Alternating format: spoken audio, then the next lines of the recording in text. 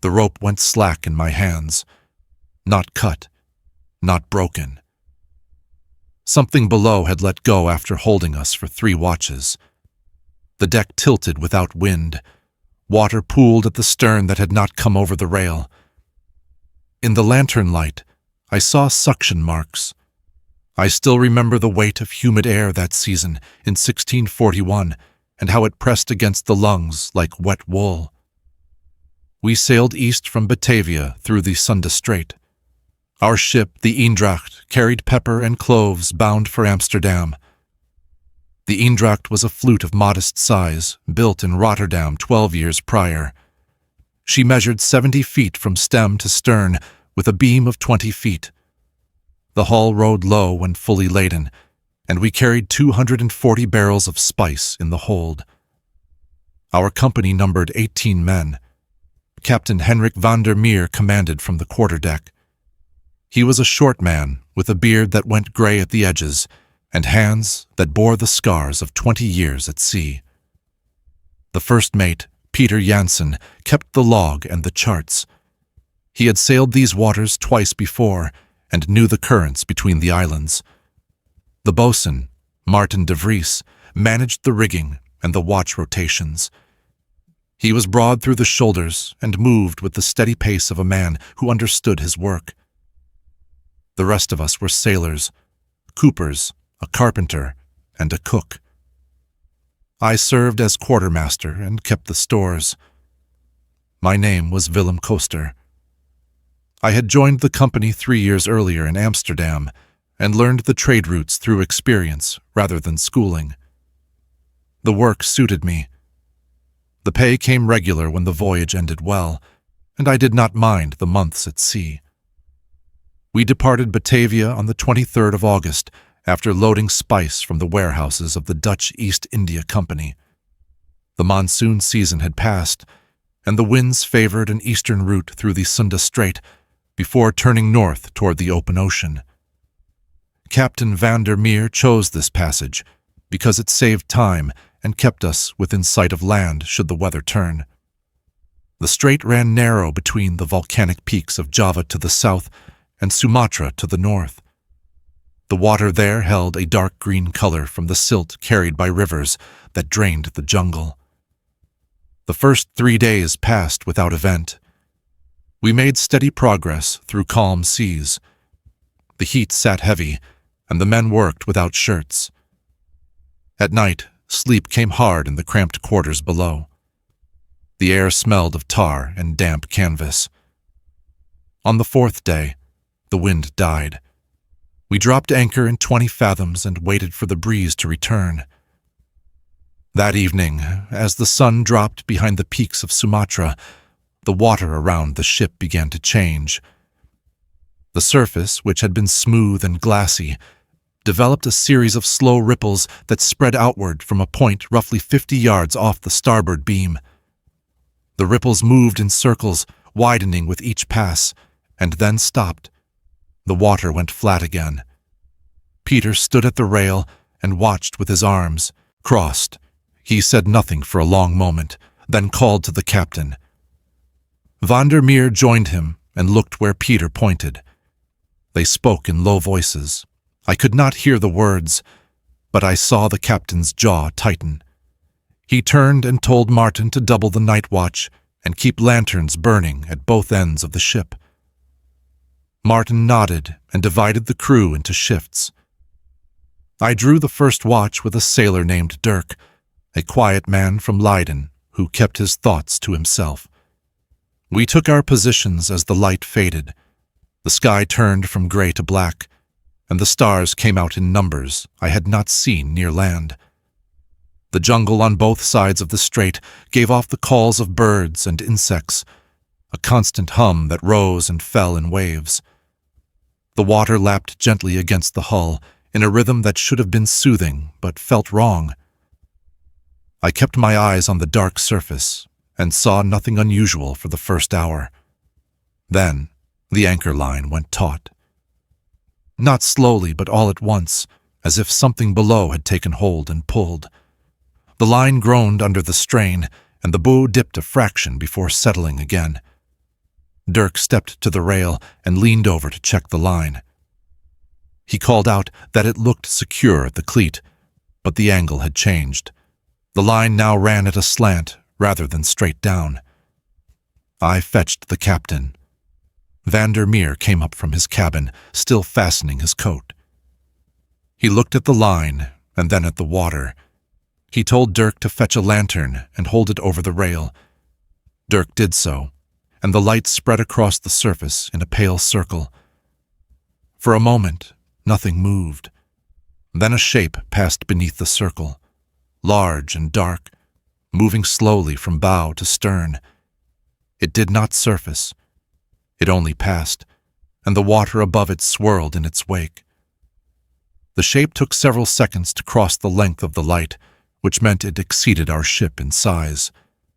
The captain ordered silence. He did not want panic. He told us to watch and report any further movement, but to make no noise that might draw attention. We stood at the rail for another hour, but the shape did not return. The anchor line remained taut, though the bow no longer dipped. When the second watch took over, I went below and lay in my hammock without sleeping. I listened to the creak of the hull and the sound of water moving past the planks. Somewhere beneath us, something large had taken notice of our presence. The wind returned at dawn. It came as a light breeze from the west that filled the sails enough to give us steerage. Captain Meer ordered the anchor raised. 6 men worked the capstan while Martin called the rhythm.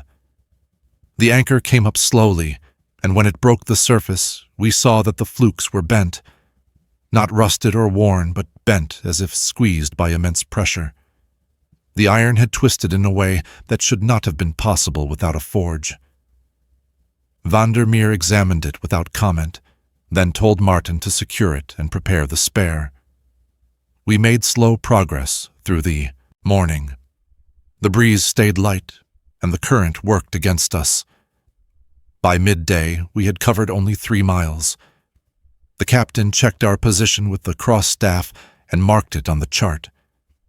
Peter estimated we would clear the strait in 2 more days if the wind held. The crew worked quietly, and I noticed that the usual banter had stopped. Men glanced over the rail more often than necessary and avoided standing alone. That afternoon, the cook reported that one of the water barrels had been breached. The lid had been pried open. Deep grooves marked the wood. Meer ordered the damaged barrel thrown overboard. As evening approached, the wind died again. We dropped anchor and prepared for another night. The crew ate in silence. I took the second watch with Franz. An hour in, soft knocks sounded against the hull. They moved around the ship in a steady circuit. I called for the captain. Meer came up and listened as the knocking continued. It completed a full pass and stopped. He told us to keep watch and went below to check the stores. In the morning, we found the port rail torn loose. Deep, smooth grooves ran along the planks. Martin said he had never seen marks like that. The captain ordered repairs. We raised anchor and caught stronger wind northeast. The water darkened to near black. By late afternoon, we could see open ocean ahead. Then the wind stopped, all at once. We dropped anchor, but the line found no bottom even at 60 fathoms. We were adrift in the deepest part of the strait. As the sun lowered, swirls appeared on the surface in patterns circling the ship. The jungle went quiet. Then the ship lurched downward. The deck tilted and barrels shifted. We righted, but the fear remained. I went below to check the hold. The barrels of spice had shifted, and several had cracked open. The smell of cloves filled the air, sharp and sweet. I wedged the barrels back into place with boards and rope, working by lantern light. The hull groaned around me, not the usual creak of a ship at sea, but a deeper sound, as if the planks were being pressed from outside. I finished the work quickly and returned to the deck. Night fell with no moon. We lit lanterns and stood watch in pairs. The knocking began again, loud and from multiple points. The ship shuddered, then came scraping along the hull, bow to stern. It repeated the same path 10 times before stopping. Meer believed the creature had learned our watch patterns. He ordered half the lanterns doused. The second watch took over at midnight. I felt the ship list to port, then correct. I climbed to the deck and found the watch staring over the rail.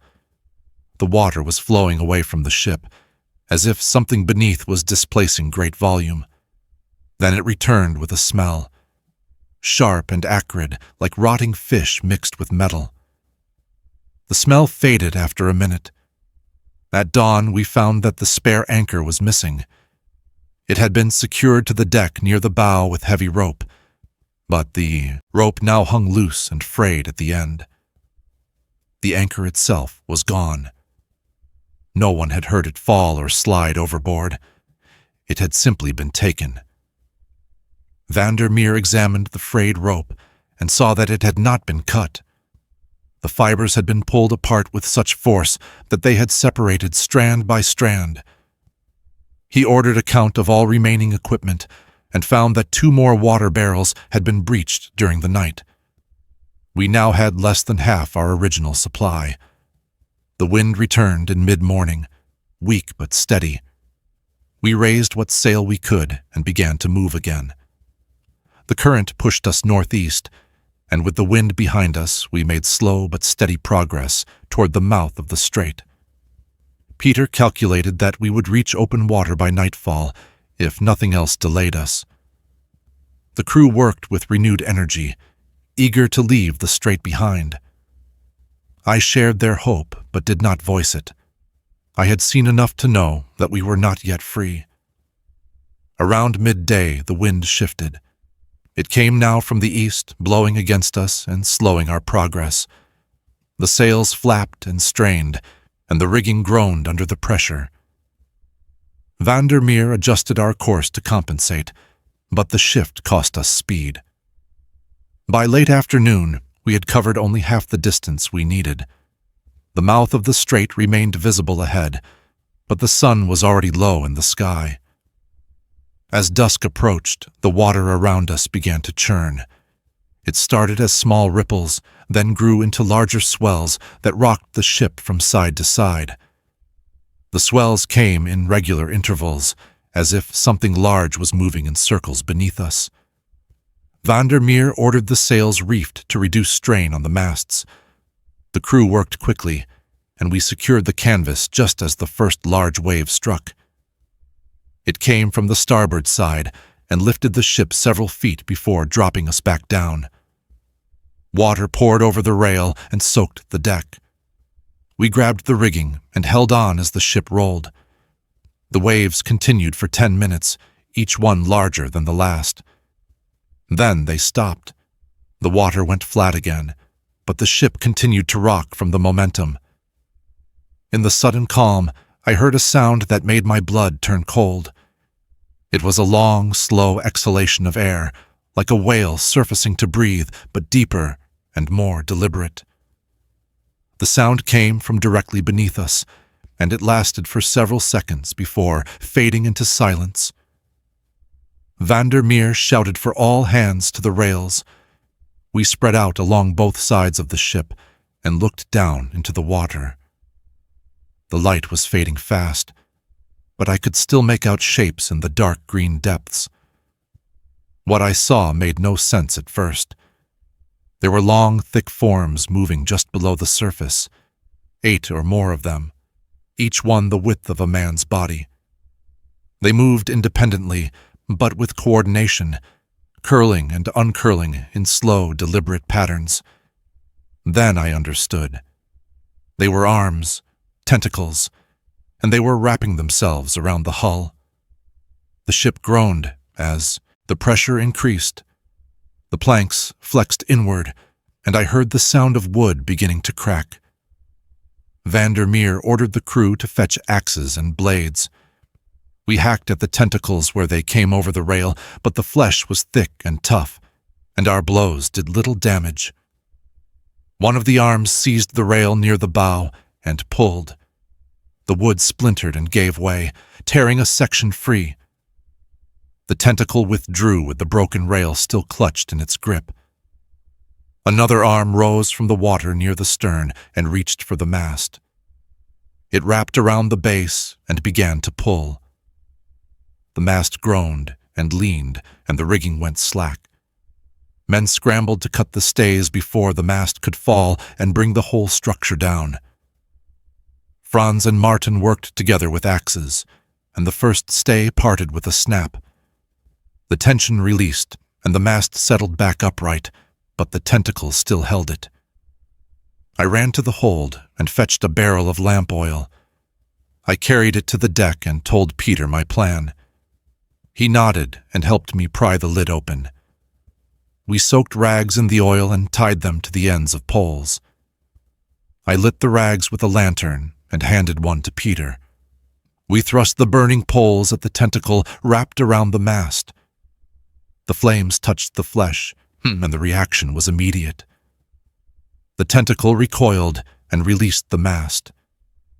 It slid back into the water with a hissing sound, and steam rose where the fire had touched. We repeated the process with the other tentacles we could reach. Each time the flames made contact, the creature pulled back. The pressure on the hull eased, and the ship began to rise slightly in the water. But the flames also drew attention. More arms rose from the depths, thicker and longer than the first. One of them swept across the deck and struck Klaas, sending him tumbling into the rail. He hit hard and did not move. Another arm reached for the stern lantern and crushed it. Glass and oil spilled across the deck, and the fire spread. Meer shouted for buckets. The crew formed a line and passed water from the barrels to douse the flames. We worked frantically, but the fire had taken hold of the tarred rigging and was climbing toward the sails. If the canvas caught, we would lose all means of propulsion. Martin climbed the rigging with a knife and began cutting away the burning sections. He worked fast, and the flaming pieces fell to the deck, where we stamped them out. While the crew fought the fire, the creature beneath us shifted. I felt the ship tilt to port as something massive moved along the keel. The tilt increased, and barrels in the hold began to roll. I ran below and wedged them in place again, but the ship continued to lean. Water began to seep through the planks near the waterline. The hull was giving way under the pressure. I returned to the deck and found Meer at the helm. He was steering hard to starboard, trying to correct the tilt, but the rudder barely responded. He looked at me and said we had only one option. We had to lighten the ship. I understood what he meant. We had to jettison the cargo. I gathered Franz, Dirk, and 2 others, and we went below. We hauled the barrels of spice to the deck one by one and rolled them to the rail. Each barrel weighed over 200 pounds, and the work was slow and exhausting. The ship continued to tilt as we worked, and the water on the deck began to pool at the low side. We pushed the first barrel over the rail and watched it sink. Then the second, then the third. By the time we had thrown 20 barrels overboard, the ship had begun to right itself. The pressure on the hull eased and the seepage slowed, but the creature had not left. It had only changed its approach. Instead of pulling the ship down, it began to drag us.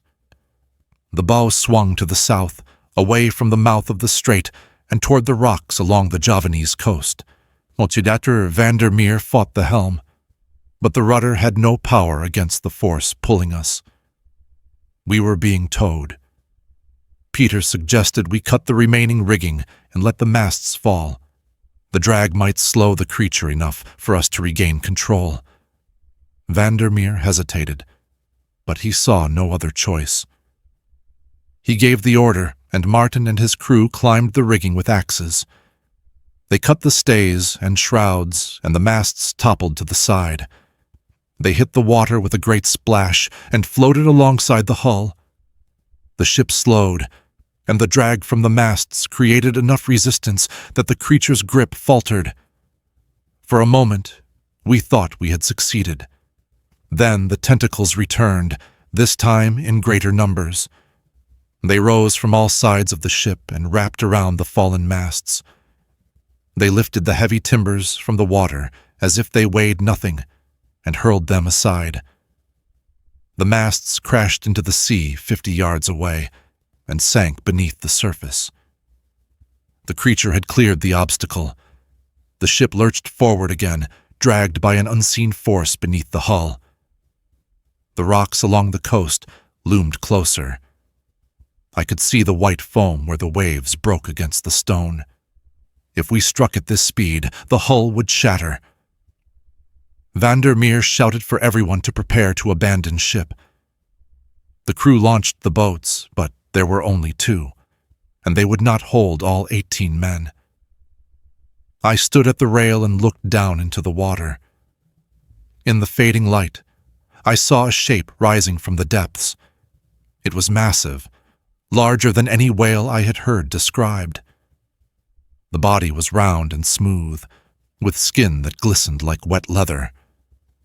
The 8 arms trailed behind it, each one as thick as a ship's mast and covered with rows of suckers the size of dinner plates. But it was the eyes that held my attention. They were on either side of the body, huge and dark, and they looked up at the ship with an intelligence that was unmistakable. This was not a mindless beast. It was a hunter, and it had been studying us. The creature surfaced fully, and its body broke the waterline. Water poured, off its back in sheets. One of the arms rose high into the air and paused, as if considering where to strike. Then it came down on the deck with tremendous force. The planks splintered and gave way, and a hole opened in the center of the deck. The arm withdrew, and seawater rushed into the hold through the breach. Meer knew we were lost. He ordered the men into the boats and told them to row for the Javanese shore. The first boat launched with 8 men. The second boat held 7. That left 3 of us on the sinking ship: Meer, Peter, and myself. The captain refused to leave until we were certain the others were clear.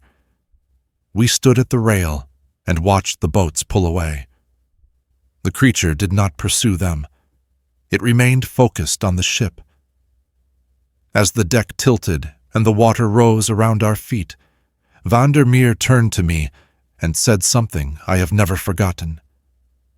He said the creature had not wanted to sink us. It had been testing us, learning our patterns, our responses, our weaknesses. It had taken our anchors and breached our water barrels not out of hunger, but out of curiosity. It had learned that we changed watch at regular intervals, that we kept lights burning at night, that we fought with fire and steel. And now, having learned what it needed, it was done with us. The ship rolled onto its side, and the 3 of us slid into the water. The cold shocked me, and I gasped. I kicked hard and broke the surface, gulping air. I looked for the captain and saw him swimming toward a piece of floating debris. Peter was farther away, struggling against the current. I struck out toward him, but the current pulled me in the opposite direction. I fought it for several minutes and then gave up. I let the water carry me where it would and focused only on staying afloat. I do not know how long I drifted. The stars came out, and the water grew colder. My arms and legs went numb, and I had to force myself to keep moving. At some point, I heard voices calling across the water. I shouted back, and a boat appeared out of the darkness. It was one of ours. Franz and Dirk pulled me aboard, and I collapsed in the bottom among the wet ropes and spilled provisions. We spent the night drifting and searching for survivors. By dawn, we had found 11 men, including Meer. Peter was not among them. Neither were 5 others. The Eendracht was gone, sunk in deep water with most of our cargo still in the hold. The 2 boats made for the Javanese coast and reached a small fishing village by midday. The villagers gave us water and rice and let us rest in the shade of their huts. Meer spoke with the village elder through gestures and the few words of Malay he knew. The elder listened and nodded. He spoke to the other villagers, and they brought us small carved figures made of wood and stone. The elder placed them in Meer's hands and said a single word in Javanese. Buto iho. The captain did not understand, but I did. I had heard the name before from traders in Batavia. It meant the Green Giant, a guardian of the sea that lived in the deep places and rose to challenge those who did not respect the waters. We stayed in the village for 3 days while we regained our strength. On the 4th day, a Dutch merchant ship passed close to shore, and we signaled it. The captain took us aboard and brought us back to Batavia. We reported the loss of the Eendracht to the company officials. They recorded the ship as lost to storm and did not ask for details. Meer did not offer any. The crew scattered after we returned. Some signed on to other ships. Others left the sea entirely and found work on land. Franz returned to Haarlem and opened a cooperage. Dirk moved to the interior and worked on a plantation. I stayed in Batavia for 2 more years, but I never sailed through the Sunda Strait again. I am an old man now. I have not been to sea in 30 years. I live in a small house near the docks in Amsterdam and watch the ships come and go. Sometimes I see crews loading spice and preparing for the long voyage east, and I think about warning them, but I do not. They would not believe me. They would say I am old and my memory is failing. They would say the strait is well charted and safe for passage. But I remember. I remember the weight of the humid air and the stillness of the water. I remember the sound of the hull groaning under pressure and the sight of those enormous arms rising from the depths. I remember the eyes, dark and intelligent, watching us from below. And I remember what Meer said as we slipped into the water. The creature had been learning. It had studied us, tested us, and let most of us go. It had taken what it needed and spared the rest. I do not know why it chose to act as it did. I do not know if it still lives in those waters or if it has moved to deeper places. I only know that it was real, and it was not an animal acting on instinct. It was something older and smarter than we understood. And if it is still there, waiting in the dark depths of the Sunda Strait, then other ships will meet it as we did, and it will learn from them too. That was over 50 years ago. The Eendracht was listed as lost to storm in the company records. No mention was made of what we encountered. Meer died in Batavia in 1652 and never spoke of the voyage again. The Sunda Strait remains a common passage for trade ships. I still read the logs when they are made public. Every few years, a ship reports unusual damage to its hull or missing cargo. Officials dismiss these as piracy or poor seamanship. I know better. The strait holds something that watches, learns, and remembers.